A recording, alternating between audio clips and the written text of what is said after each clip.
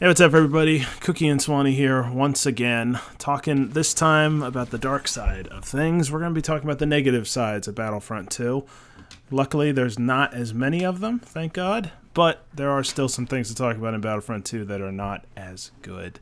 Right at the tippity top of that would be easily, for me, the private match, or where is the private match? Because there is no private match. There's no online private match at all in Battlefront 2, which makes absolutely no sense. So let's start right there, Swanee. What in the world do you think Battlefront or EA could possibly have been thinking by not putting that in at all? I'll tell you what they were thinking. They were thinking that they were lazy, and they knew that they could just throw out whatever and people would buy it. They're just doing the same thing they did with the first game. There was no private match at the first game at launch, and they got away with it then. So they're just going to, I guess, repeat? I don't know. You think that they'd learn their lesson? If they could add the arcade mode, they could add private match. There's no way it's that difficult. The arcade sucks. Like it's kind of fun, and there's some things you can do with it, but it's not what people really are asking for or really want. But I don't get it. There's a handful of people that want a split screen, but there's a lot more people that don't play split screen. And like, I'd much rather play with my friends over the internet than play with nobody at my house. I don't have anyone to play with. Yeah, most people would. Maybe if you like have a brother or something. Anymore. No, video games have evolved quite a bit. And they say they're going to add this later, but there's just no need. It just doesn't make any sense. Like, we're limited to half the videos that we wanted to make. We can't do now, because there's no private match. Like, we can't do hide and seek. We can't do 1v1s with subscribers. We can't do spin the wheel. We can't type stuff. There's a lot of stuff do any of the cinematic stuff. We can't do any of that kind of stuff either. That's like, because you need private match and you need somebody to record from the other angle, and you can't do that because there's no private match. So they've completely crapped out that. But even from a non-YouTuber perspective, you just can't play with your friends. I mean, the whole idea of most games, most multiplayer games, is to play against your friends. You've basically completely ripped that out of this game at the moment, because you can't even really join your friends at the moment, and at least, in multiplayer. As much as I dislike the Battlefront 1's air quote competitive community, I mean, they still enjoyed the game and they played the game, and they did everything through the private match. And they can't do that either now. So now there is no competitive playing. I mean, you just have to play online. I just don't see what the point was of even making arcade mode if you're not going to put the private match in there. It's the only thing people really wanted. It's fine to have that extra stuff. You can't even play on all the maps in arcade. Yeah, that doesn't make sense either. I don't know why they did that. Or like, even on Starkiller Base, you can't go outside, so you only are limited to the inside part, or at least if you can. I haven't figured out how to get out there yet. But it just doesn't make sense. I don't understand why they couldn't put a little bit of resources into that and make it just decent. It just that's that one part of Battlefront 2 that I just have no idea what they were thinking, and it's really the only thing keeping this from being a really amazing game. So beyond the private match, there are basically beyond that, we're on to more little things, and things they could probably fix relatively easily, like little nerfs, little buffs. If there was something that's desperately needs help, it's still that Flame Trooper. Flame Trooper was terrible in the beta, and it's still horrible. I don't even know if they can fix it, though. I think it's just worthless. It would be cool if it had some use, but I don't see how it ever will. I mean, maybe increase its range, maybe, but that's still not going to help. Like, I don't know. It would look increase weird, its speed. too. Can you imagine the flamethrower like shooting across small. the room? My major problem is like the way that the game itself is set up, like Galactic Assault. If your team does not play the objective, then you will lose every single time. Like, you have to play the objective. It is so hard, because my channel is based around kill streaks and stuff. It is so hard for me to get a kill streak if the opposing team doesn't play objective and we just massacre them and they can't leave their spawn. Or if I'm on the attacking team and nobody plays the objective and then we just run out of reinforcements. Like, you have to play the objective in this game, or you're not going to make it to the next phase, and the match is going to last like 2 minutes. And that happens all of the time. I mean, that kind of makes sense at the same time. I mean, like, obviously, you have to play the objective or what's going on. Well, people obviously don't understand that because they don't play the objective. Well, the difference between that is in the first game, like a Walker Assault, if you didn't play the objective, well, it's not like you couldn't keep playing the game. The real problem is if you don't play the objective, you don't get to really play in that map. You don't really get the full experience. That's what I'm saying. That's the real problem. In the first game, I think you could it's at least just make the it way till it's the set end up. every time. And this one, I almost never make it to the end. It's like a good feeling to make it to the end of the match because that means that the people were competent enough to actually play through the whole freaking thing. It's just, I guess people just run around trying to get kills. Like, even when I do my streaks, I find myself like I have to play objective.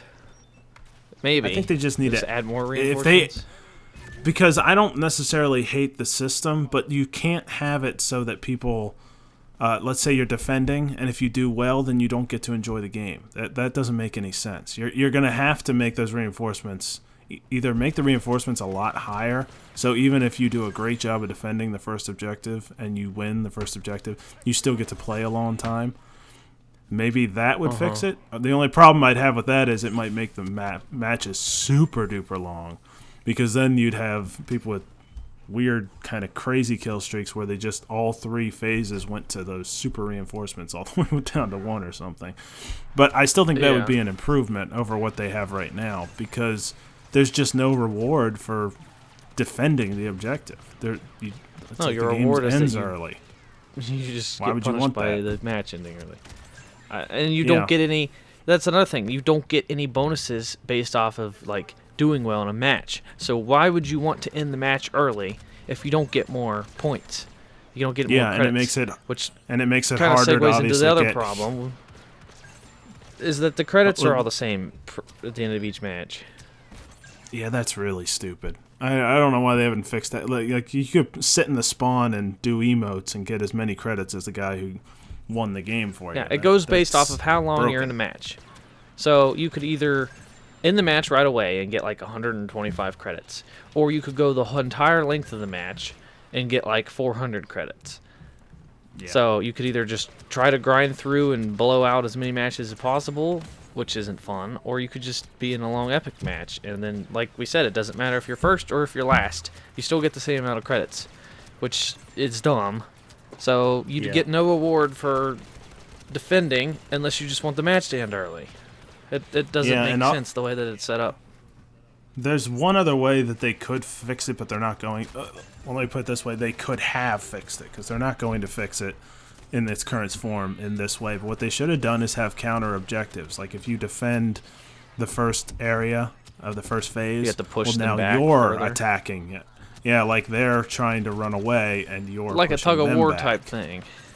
Yeah, it's a tug of war type thing. Now, again, you could have ridiculously long matches, but I think what you would have is you'd have 2 ways to win. You either kill the other team's reinforcements all the way down, or you win all 3 phases in the attacking way.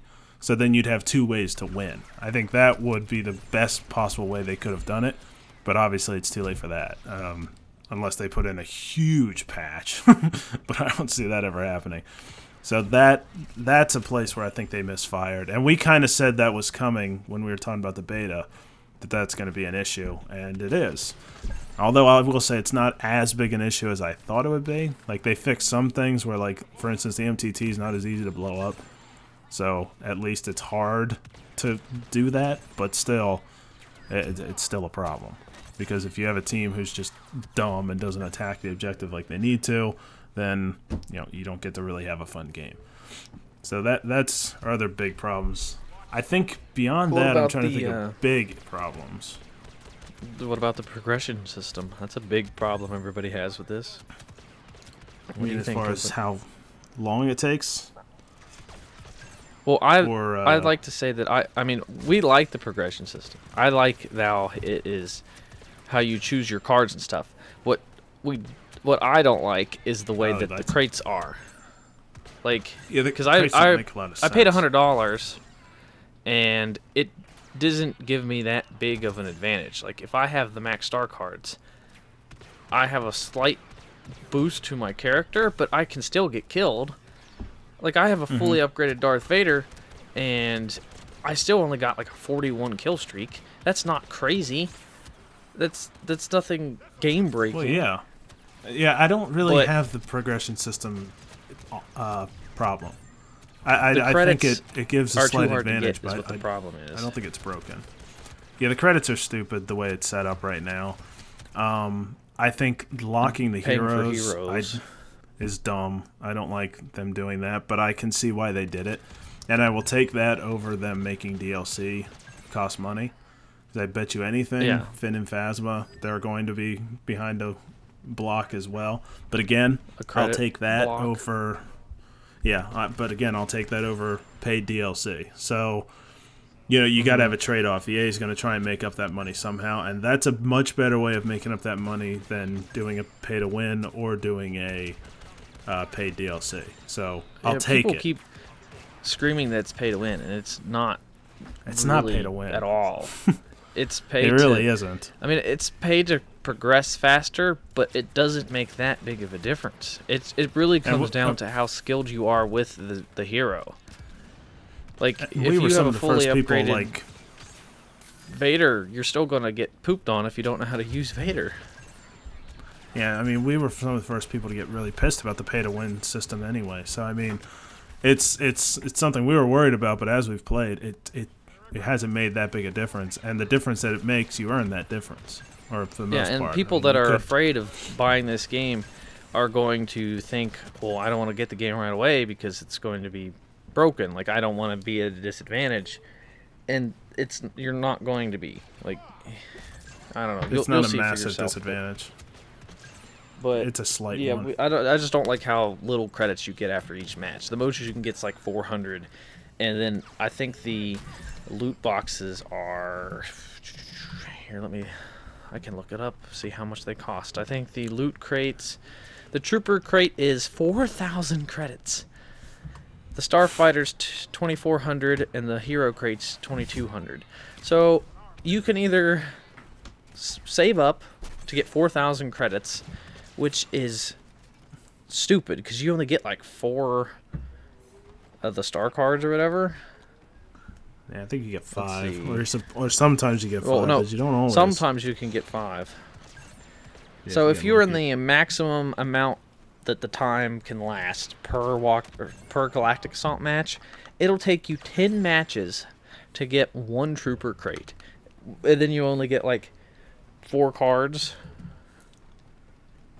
But so there's things about the progression system that aren't good, but I think in general it's not bad. I would have that as more of a good thing than a bad thing. But there are parts of it that's bad and dumb. And people say it might change after the trial, but the trial is the full game. Like this is the full game. It's not a beta anymore. This is the trial of the game. So unless there's like a day 1 patch and they like tweak 1 or 2 things, everything that's in the game right now is going to be in the game come Tuesday. Yeah, I would say, I'm trying to... are there any other major negatives that you can think of other than, like, little things like nerfs and buffs? I mean, there's occasional, like, Yoda needs some more damage. Overall, I'm okay with the way the heroes are set up. Yeah, I don't think they're too... I'm actually okay with the cross-era. I just like how some of the maps are shorter than others. So even if you attack... and or play the objective, it'll still end fairly quickly. So I dislike that, but other than that, I think that's it. Like at first, I really hated this, and if we would have made this video first, I would have had a crap ton of complaints. But the more that I played it, because we've played through quite a few trials for the streams. Yeah. And the more that I've played, the more these little things that I disliked have become positives now. So I don't know. So yeah, there's not too much negatives, but there are a couple of them, and they are fairly large. And it's just people don't like change. Unfortunately, they're not really fixable right now. It's just human nature to not like change, like because it changed a lot from the beta, and I didn't like that because they made so many nerfs from the beta.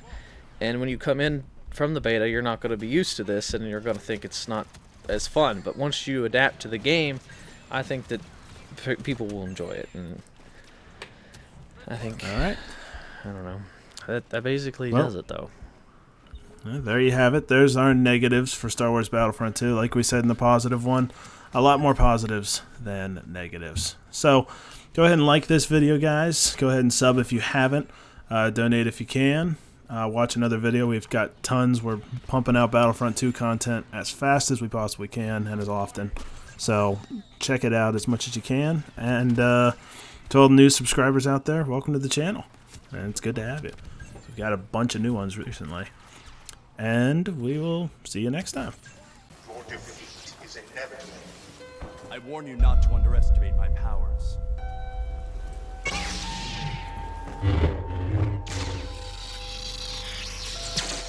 Do not throw away your potential.